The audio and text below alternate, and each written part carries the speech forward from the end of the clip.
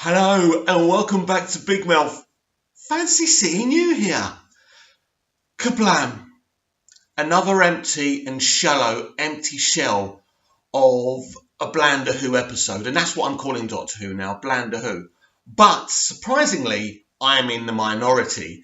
A lot of people on Twitter love this episode, although if you look deeper into those accounts, they've got like 20, 30 followers. So it seems like these accounts have only been active since Doctor Who Season 11, Episode 1. And I think this episode was so bad, after reading the script, Lee Mack said, "Kill me now." We had what? 10 minutes of Lee Mack. That was one of the main reasons I was looking forward to this episode, and we only got 10 minutes of him. Did they only want to pay him for 10 minutes? I don't know. And we jump to the end of the episode when Yaz is going, she wants to visit her daughter, visit his daughter and give her that little kind of necklace with the heart on it. I thought, well, actually, this could end a bad episode. Well, but guess what?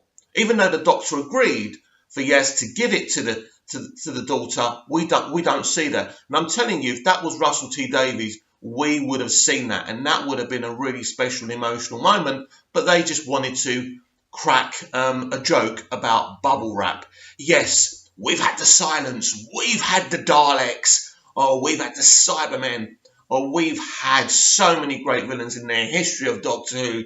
But Twitter has decided that Bubble Wrap is the greatest villain ever. The biggest Doctor Who forever. They are calling it, and this is what these idiots on Twitter are calling it, imaginative. A writer using his imagination.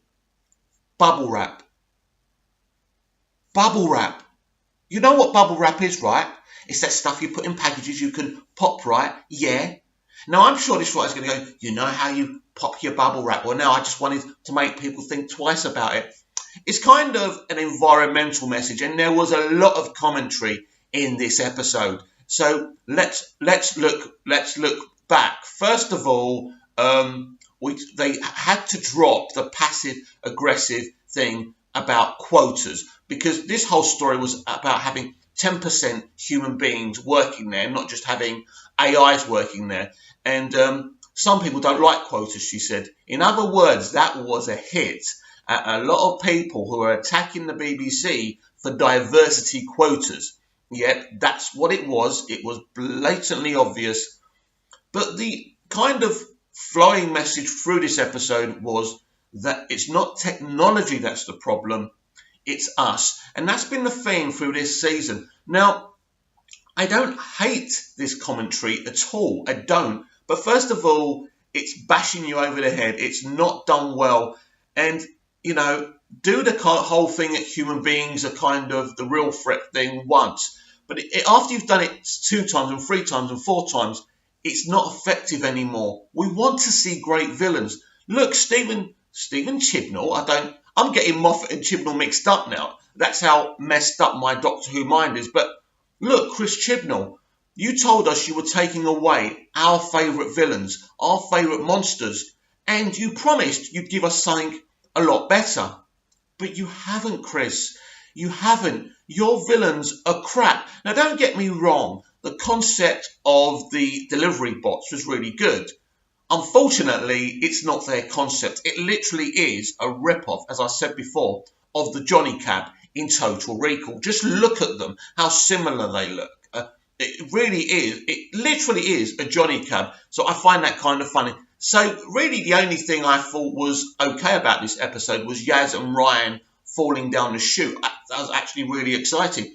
I liked the music. Again, this guy's not Murray Gold. He's never going to give us the themes because he's been told not to give memorable themes. He's been told to do music a different way. But I actually really, really enjoyed the music from this episode, and it kept me going through a bland affair. And I think it's like all the episodes of Season 11. You're kind of interested in the concept. You're really interested. You're giving it a chance. And I never, ever start watching an episode of Doctor Who saying it's going to be rubbish, it's going to be bad. That's not what I do. That's not how I roll. I love Doctor Who. I want Doctor Who to be great and entertaining. And as I said on Twitter last night, I'm happy for people who are enjoying this season. There's nothing better than for a Doctor Who fan to be enjoying the content they're getting. Unfortunately for me, I haven't enjoyed an episode since Rosa. I thought the season premiere was okay. I thought episode 2 wasn't fantastic, but it was passable. So I thought the first 3 were okay. But then slowly, look, bland and boring and empty became the norm for this series. And I want to talk to you people. A lot of you are kind of boring on about ratings all the time. Doctor Who doesn't need ratings to continue. I've told you before, it's about merchandise, it's about Blu-ray and DVD sales, and it's about them that's selling kind of the broadcasting rights. So I can tell you already that the DVD and Blu-ray pre-orders for season 11 are at a record low. Merchandise for this Doctor, for this series, sales for merchandise are at a record low. This is what's hurting this, and this is why the BBC are not happy right now. No matter what's been put forward publicly and the smiles behind the scenes and all that, that is all false. First we had rumours of no Doctor Who in 2019. Now we're getting rumours that we're only going to get 6 episodes, and that will be it for Jodie Whittaker and Chris Chibnall. Interesting. Are the BBC that upset with what's going on? I mean, when I did my special Doctor Who report, I spoke a bit about this, and there only being 6 episodes, and that being their final series, would kind of concur with the corporation not being happy with the direction. I'm not happy. This goes beyond whether you want to cast a male Doctor or a female Doctor. This goes beyond if you want to do lots of diverse storytelling. And I'd say that New Who's always been diverse, and it's been diverse in a really good way. It's not about that. It's about this series being bland, boring, uninteresting, and being without any character development whatsoever. And seeing Graham, a character that seems to be more like the Doctor than the Doctor herself. Now, something else I also kind of noticed was the Doctor kept on threatening the kind of manager at Kerblam. And once you do it once, it's kind of effective. Then you threaten again. And well, maybe this character's thinking, well, you keep on giving me these empty threats, but you're not actually doing anything. I think this Doctor is absolutely useless. So a lot of people loved her wearing the fez. I didn't. Personally, I never liked the fez thing. I never found it funny. I mean, that was Matt Smith's thing, and I loved Matt Smith in the end. I grew to love his Doctor, but the fez thing was ineffective for me. A lot of people are happy with the callbacks for the 10th Doctor and the 11th Doctor, and I'm happy for you. But just because you do callbacks doesn't all of a sudden make this series great. Just because they do callbacks that you liked as a Doctor Who fan doesn't make it a good episode. But if you enjoyed this, if you had a good time watching this, I'm so happy for you, because I was bored. I was absolutely bored and disinterested again by this episode. Was it Kira, the young girl who was really positive, and the guy? So these two characters I wouldn't say these were interesting. Again, no character on this series of Doctor Who is ever fleshed out.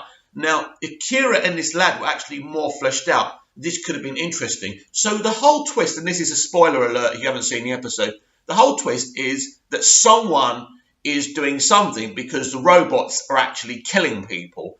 But it actually turns out that this young lad that we kind of think, oh, he's in love with Kira, they're going to make a great couple, they're going to live happily ever after. He's actually a terrorist, and his whole motivation here is to get more human beings to be working instead of artificial intelligence. And basically, he's a terrorist, right?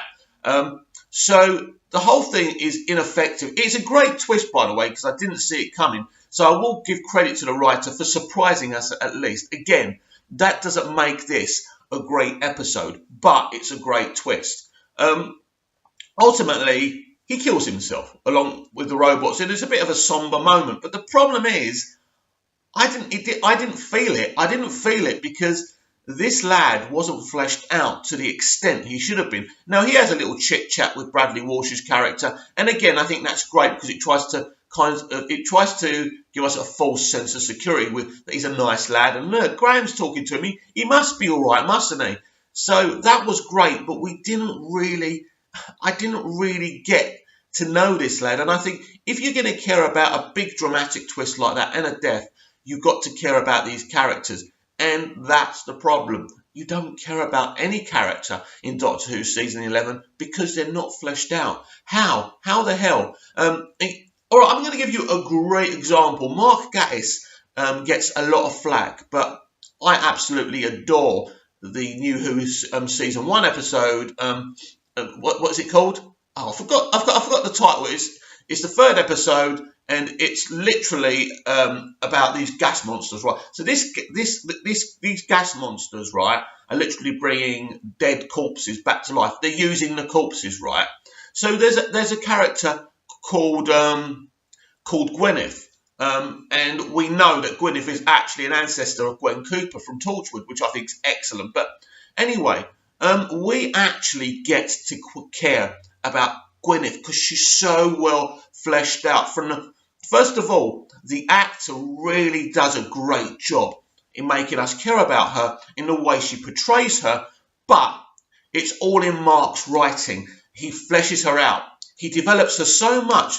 By the end of the episode, when she makes that sacrifice and she dies in that explosion, I don't know about you, but you're absolutely devastated. And that's because they did proper character work on her. And that's the difference. That's the big difference. And if you want to look at an example, why I don't really care about any characters in Doctor Who season 11, it's right there. Go to season 1, episode 3. I can't believe I forgot the title. It's my favourite Mark Gatiss episode. But the example I'm trying to give you there is how right Mark got that episode and that character, and how wrong they're getting the characters in season 11 because they're not fleshed out. It's all very, very lazy because they think as long as they're representing minorities and genders and all of that, right, they think that's all they have to do. This is the mentality of modern day writing and production. Now, there is nothing wrong with representation. Representation is brilliant. I applaud this generation for doing it. It's great. But when you believe that that's number 1 and the creative element is number 20 and 21, and you don't do much creatively, you are bad for business. You are not just bad for business, you are bad for the entertainment industry, because the last thing on your mind is entertainment. And this is really the kind of weird thing about Doctor Who season 11. So Ryan's dyspraxia kind of come back. It's really interesting, Ryan, how lazy they are, because he was actually about to go, I think, was he about to go down the chute? And then he kind of says, well, I do have this problem. He kind of remembers, it's like, oh my God, I better bring up the dyspraxia thing, because I haven't brought it up since, the 3rd or 2nd episode. And it doesn't look good, does it? Because it's like, I don't really have dyspraxia. It was kind of so clumsily done. And then, oh, you'll be all right. Oh, sod it, boom. And I don't know anyone who's got dyspraxia, but I'm telling you, if you suffer from dyspraxia, please comment down below and tell me if Ryan's portrayal, the writing for Ryan's portrayal is correct, or if it really is as bad as I think it is. Now, again, a character having an issue from real life is great, but it's got to look like you're not forcing it in there, and it is natural. And I think they will be better off having a companion in a wheelchair, something that looks natural. That would be quite interesting. I'd really like to see that. I wouldn't have any issue with it, and why should I have any issue with it? If it's a good character, why shouldn't we see someone who's disabled travelling with the Doctor instead of doing someone with dyspraxia, which again isn't mentioned all the time. You can't see it, but with someone in a wheelchair, you do, and I think it will be a really, really interesting. But that's just me. So what I'm saying to you is, right, if you want to represent people, that's how I do it. This is what I'm saying. If you want to go down the representation route, then go down the representation route. For me, it's either all or it's nothing. But I think if you're going to do dyspraxia, do it properly, make it a thing, and make it be a really bad kind of case of dyspraxia as well. Not saying you can pull in and out and just say, ooh, aren't we cool? We've got a character with dyspraxia. Nah. So I'm just saying that bit when he kind of just happens to remember he's got dyspraxia again. I thought that was so fake and so false and so contrived. So why do I think people enjoyed this episode? And I'm not saying everyone did, but I've got to be honest. A lot of you, some of my subscribers, like this episode, and I respect you. Listen, if that's the way you feel, if you had a good time watching that, I'm happy, because I want you to like Doctor Who, because Doctor Who isn't going anywhere. I don't have some kind of agenda. I love Doctor Who. I need Doctor Who to be the exciting, awesome, epic show it was when Russell T Davies was running things. And even a tad of what Stephen Moffat was doing. I'm not excited for Doctor Who anymore. It's all about brand loyalty now. That's the only reason I'm watching. And you always get this, well, if you don't like it, don't watch it. It's not that easy when you've been watching something for so long. It's like you feel the injustice of what these people are doing to one of your favourite characters in fiction, or, you know, a TV show you loved as a kid. Look, I'm not going to go as far as say, oh, they destroyed my childhood. You can't do that. If I want to watch the Doctor Who I watched when I was young, I can go back and watch it. I've got it in my collection. It's not a problem. No one's destroying anything. But what these people are is anti-entertainment. They are everything that's wrong with this industry. They have taken Doctor Who and taken everything that's fun out of it. And this is what these people do. They take all the fun out of something we love, and then they say, well, this is progress. If that's progress, well, let me tell you something. It's time for us, the people who don't like where TV and film is going at the moment, to turn our backs on it. It's sad, but true. We shouldn't spend another penny on these things that are being ruined. If we don't give our money, they get destroyed. Because let's see all these kind of hip people who started Twitter accounts on the season 11 premiere, who fell out of their mothers' vaginas on the season 11 premiere, support Doctor Who, support movies and TV that are so bad, that have the fun taken out of them. Let's see how long they last. It's time. If we don't like something, we stop. We need to stop supporting it. This is the only way forward now, because it's a war. They are going against what we want. So at the end of the day, when they see us do videos like this or see us on Twitter, they call us racist, homophobic, sexist, man babies. So it's not just a case of bitching about these things. We've got to back up our words. And the best way to back up our words is to say, no more, no more, no more. We're done. And if we stop supporting these properties, I guarantee you, they'll come crashing down, and they'll have no choice to actually make entertainment that's actually entertaining and exciting and develops characters, which is what they should be doing in the first place. So, no, I didn't like kerblam. I'm saying that right. I didn't love kerblam. I'm truly disappointed in what's happening to Doctor Who. I'll give this episode, I'll give it a 3 out of 10. The entertainment value just wasn't there. I'm really surprised people like this episode, because it absolutely brought me to tears. It wasn't great. It wasn't good. It's just another season 11 episode that's just there. If you like the video, like it, share the video, share my YouTube channel, and let's get some honest chat going.